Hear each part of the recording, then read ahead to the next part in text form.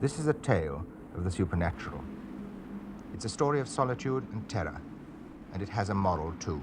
This is a video essay about the 1968 short film Whistle and I'll Come to You, which was adapted from a short story by M.R. James. The first time I ever saw this film is lost to the mists of time. I have no idea when it was, but I can tell you that I saw it for the first time as an adult in 2004, aka 20 years ago, and it's been a Christmas staple for me ever since. This version of Whistle and I'll Come to You was created by Jonathan Miller, often known as Dr. Jonathan Miller, and was an episode of a BBC series called Omnibus, but it has since become known as one of the Ghost Stories for Christmas, which, strictly speaking, it isn't. The Ghost Stories for Christmas series ran from 1971 to 1978 and was picked up again in 2005. Omnibus and Whistle and I'll Come to You were never really part of this series, but, you know, it's adapted from an M.R. James story, which is the source material for a number of the other ghost stories, so it's all fine really. We don't need to overthink this. Dr. Jonathan Miller was one of those people who was always on TV when I was a kid. I never really knew who he was. He would just appear, talking about things. A bit like Alan Bennett. He never created any other ghost stories. He's really more equivocal with comedy and Shakespeare and opera, I guess. He was not a believer in ghosts or any spiritual parts of life either, but he was also not completely against them, preferring to stay undecided on a lot of topics. Now, I don't know if this is a Christmas tradition in other countries, but ghost stories have been a part of British Christmas culture for quite a while now. Obviously, there's A Christmas Carol, and maybe that's where the tradition comes from, but something worth mentioning is that these ghost stories for Christmas are genuinely quite unnerving. They're not cute and warm and cuddly at all. They can be very upsetting, and for my money, Whistle and I'll Come to You is the best of the ghost stories for Christmas, and it will probably stay that way until someone decides to redraw the lines how a film should be made. Let me explain. A little while ago, a book called Save the Cat was published. It's a how-to on best screenwriting practice, and everyone who wants to be anyone in screenwriting read it. As a result, the picture in our heads of what a screenplay should look like has now been altered to look like something that fits into the Save the Cat model, which is namely that characters need to perform an act of kindness that encourages the audience to like them. The character should have an emotional journey as well as a quest. The character should undergo a transformation while on their quest. The character wants something and either does or doesn't get it, and so on and so forth. Now, I don't necessarily want to demonize Save the Cat. I feel like there are a number of reasons why films are often cut from the same cloth these days, but it's very worth mentioning that absolutely none of these rules for screenwriting are present in Whistle and I'll Come to You. And that's one of the reasons that I like it so much. Let me explain. Our central character is Professor Parkins, an academic of some sort, as the central characters were in a number of M.R. James stories, but we learn little to nothing about him as the story progresses. We don't know anything about his past or his personal life or what he wants in life. We don't even learn what he's a professor of. All we ever really learn about him is that he doesn't like tomatoes. I don't like tomatoes. I told them I didn't like tomatoes.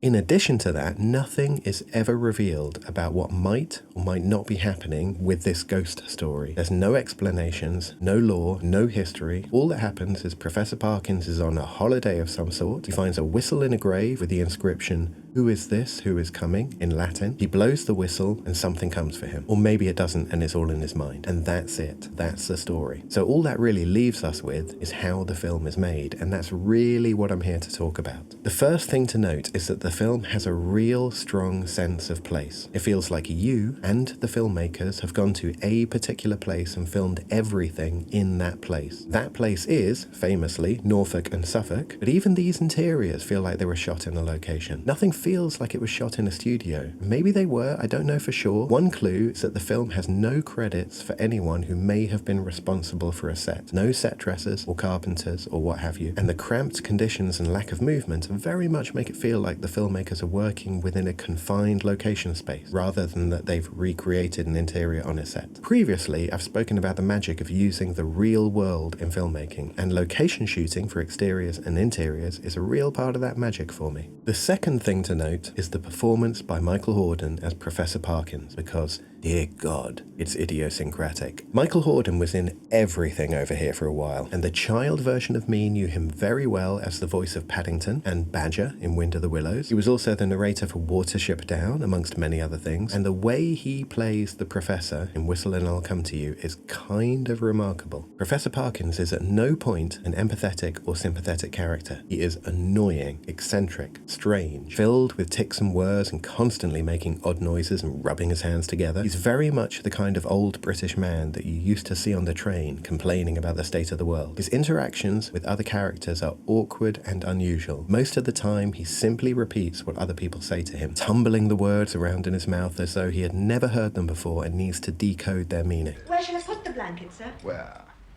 Well, which bed do you want it on, sir? Which bed? Which bed? Yes, my bed. Well, my bed. Well, which is your bed, sir? You seem to have slept in them both. They're both rumpled. Both? He only really has one extended moment of dialogue in the film, and it's this moment here. Do you believe in ghosts, Professor? Ghosts? That's rather a sticky one, isn't it? I'm not quite certain what you mean. I mean, I'm never quite certain what I'm being invited to believe when anybody asks me a question like that. I'm not even quite certain what I'm being invited to disbelieve when it comes to that. We're quite with you, old chap. No, well, I mean, you ask me, do I believe in, say, Australia? Well, now I know perfectly well what sort of thing I'm being asked to judge. I mean, we all agree what we mean by Australia. Large continent, southern hemisphere, discovered by Captain Cook, 4 or 5 large cities, kangaroos, and so on and so on.